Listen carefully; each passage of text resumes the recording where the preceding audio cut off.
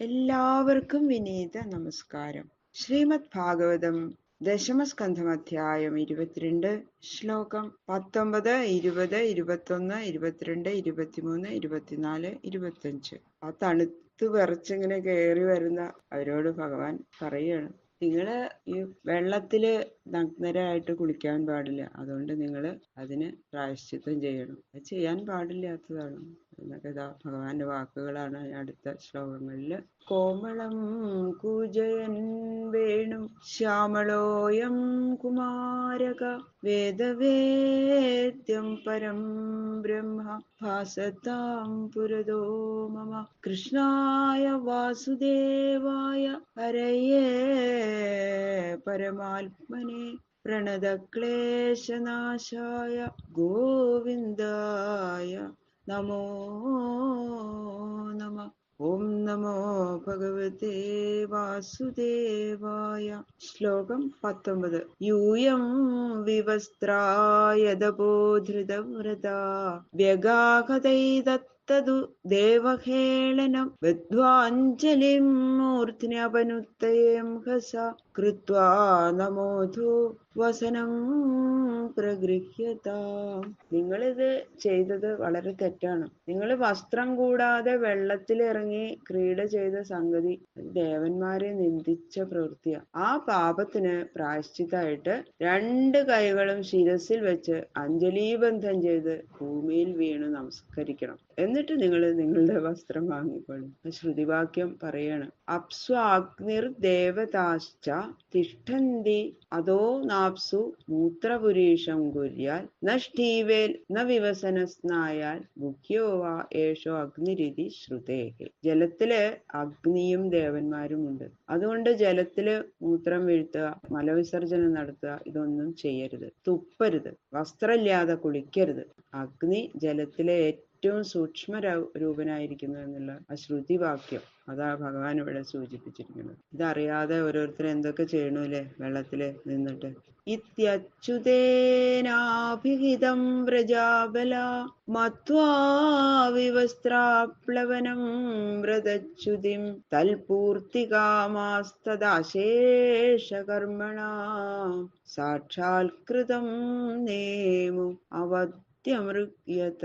ഭഗവാൻ പറഞ്ഞത് കേട്ടപ്പോ വസ്ത്രമില്ലാതെ ചെയ്ത സ്നാനം, അപ്പോഴാണ് അവർക്കത് മനസ്സിലായത് ചെയ്യാൻ പാടില്ല എന്ന്. അത് വ്രതഭംഗത്തിന് കാരണമാണെന്ന് മനസ്സിലായപ്പോ അവർക്ക് വല്ലാത്ത വിഷമായി. അപ്പോ ആ സ്ത്രീകള് ആ വ്രതത്തിന്റെ പരിപൂർത്തി ചെയ്യണല്ലോ, അതിനു വേണ്ടിയിട്ട് സർവകർമ്മങ്ങളുടെയും പരിപൂർണ ഫലസ്വരൂപനായിരിക്കുന്ന ആ ഭഗവാനെ നമസ്കരിച്ചു.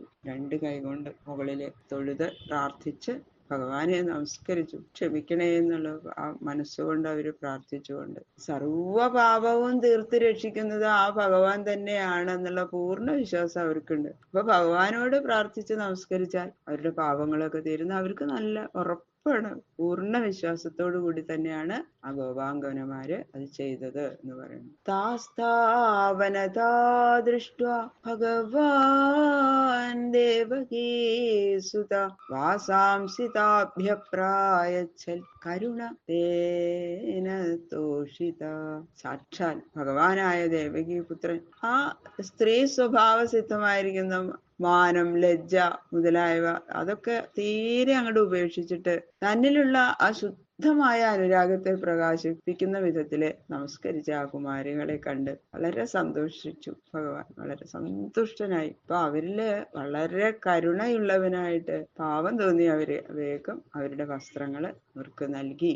ദൃഢം പ്രലബ്ധാസ്ത്രപയാച്ച ഖാപിത പ്രസ്തോഭിത ക്രീഡനവച്ചകാരിത വസ്ത്രാണി ചൈവാപഹൃതാന്യഥാപ്യമും താനാഭ്യസൂയൻ പ്രിയസംഗ നിർവൃതാഹ. അവരുടെ അശുദ്ധഭാവം, അവർ വളരെ നിഷ്കളങ്കരാണ് ആ ഗോപസ്ത്രീകളെ. വസ്ത്രമില്ലാതെ വെള്ളത്തിലിറങ്ങിയതിനാൽ ദേവഹേളനം ചെയ്തു എന്ന് പറഞ്ഞാൽ ഭഗവാൻ അവരെ വഞ്ചിച്ചു. ഓരോന്നൊക്കെ എന്തൊക്കെയാ പറഞ്ഞ അവരോടല്ലേ. മുകളിൽ വന്ന് വസ്ത്രങ്ങൾ വാങ്ങിപ്പോവൂ എന്ന് പറഞ്ഞിട്ട് ആ ലജ്ജ കളയിപ്പിച്ചു അവരെ അല്ലെ. കൈ കൂപ്പി തൊഴുതാ, 2 കൈ കൊണ്ട് കൂപ്പി തൊഴുതാ വസ്ത്രം തരാം. നേരം പോക്കൊന്നും പറയല്ല കേട്ടോ, സത്യാണെന്ന് പറഞ്ഞിട്ട് അവരെ പരിഹസിച്ചു. അഞ്ജലി ബന്ധം ചെയ്ത് നമസ്കരിക്കൂ എന്ന് പറഞ്ഞു. അങ്ങനെ ഈ മരപ്പാവകളെ പോലെ പാവങ്ങള് ഭഗവാൻ പറഞ്ഞതൊക്കെ അവര് കേട്ടു. പരപ്പാവകളെ പോലെ അവരെ കളിപ്പിച്ചു അല്ലെ ഭഗവാൻ. ഇതെല്ലാം ഇത്രയൊക്കെ ചെയ്തിട്ടും ആ ഗോപകുമാരികൾക്ക് ഭഗവാന് ഒരു ലേശം ഒരു അനിഷ്ടം തോന്നിയില്ല എന്നുള്ളതാണ്. എന്ന് മാത്രല്ല, ആ പരമപ്രേമത്തിന്റെ ആസ്പദമായിരിക്കുന്ന ഭഗവാനെ ഇങ്ങനെ ഞങ്ങളുടെ അടുത്ത് വന്നിട്ട്, ഇത്രയും അടുത്ത് വന്ന് ഇങ്ങനെയൊക്കെ ഞങ്ങളോട് പറഞ്ഞു. കാണാൻ സാധിച്ചില്ല ഭഗവാനെ എന്ന് വിചാരിച്ചിട്ട് അവർക്ക് പരമാനന്ദം ഉണ്ടാവുകയാണ് ചെയ്തതെന്ന് പറയണു. ആ ഗോപാംഗനകളുടെ ശുദ്ധ സ്നേഹമഹിമ അത്യാശ്ചര്യം തന്നെ. പൂർണ്ണമായിട്ട് അവര് ഭഗവാനിൽ അങ്ങോട്ട് ശരണാഗതി അടഞ്ഞേക്ക. ഭഗവാൻ എന്തു പറയണോ അതങ്ങോട്ട് ചെയ്യുക. അത്രയും വിശ്വാസമാണ്. പരിധായ സ്വവാസാംസി പ്രേഷ്ഠസംഗമ സജ്ജിതാഃ ഗൃഹീത ചിത്താനോ ജേലു തസ്മിൻ ലജ്ജായി ദക്ഷണാഃ. അവരവരുടെ വസ്ത്രങ്ങൾ ഉടുത്ത് ശ്രീകൃഷ്ണനാൽ വശീകരിക്കപ്പെട്ട മനസ്സോടുകൂടി അവര് ലജ്ജാവിലാസ ഭാവം പ്രകാശിപ്പിക്കുന്ന കണ്ണുകൾ കൊണ്ട് ഭഗവാനെ തന്നെ ഇങ്ങനെ നോക്കി നിന്നു. ആ വസ്ത്രമൊക്കെ എടുത്തിട്ട് പാവങ്ങള് ഭഗവാനെ തന്നെ ഇങ്ങനെ കണ്ണിമ വെട്ടാതെ നോക്കി ഇങ്ങനെ നിൽക്കുക.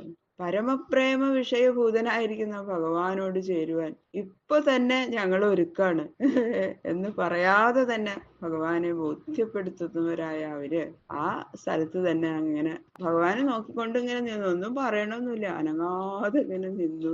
ഭഗവാനെ നോക്കിയിട്ട് ഇളകിയതേ ഇല്ല എന്ന് പറയണു. താസാം വിജ്ഞായ ഭഗവാൻ സുപാദസ്പർശകാമ്യയാ ധൃതവ്രതാനാം സങ്കല്പം ആഹ ദാമോദരോ ബലാഹ.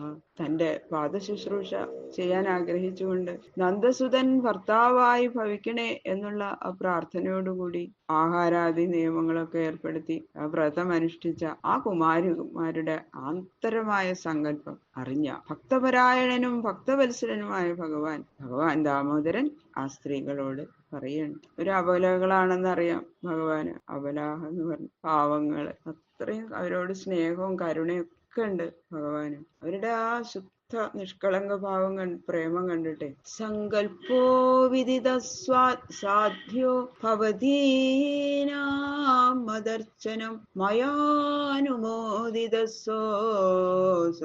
സത്യോ ഭവിതും അർഹതി. ഭഗവാൻ അവരോട് പറഞ്ഞു, അല്ലയോ പതിവ്രതകളെ, നിങ്ങൾക്ക് എന്റെ പാദശുശ്രൂഷ ചെയ്യാൻ ആഗ്രഹമുള്ളതുകൊണ്ട് ഞാൻ ഭർത്താവായി വരണമെന്നുള്ള പ്രാർത്ഥനയോടുകൂടിയാണ് നിങ്ങൾ കാത്യായനി വ്രതം അനുഷ്ഠിച്ചത്.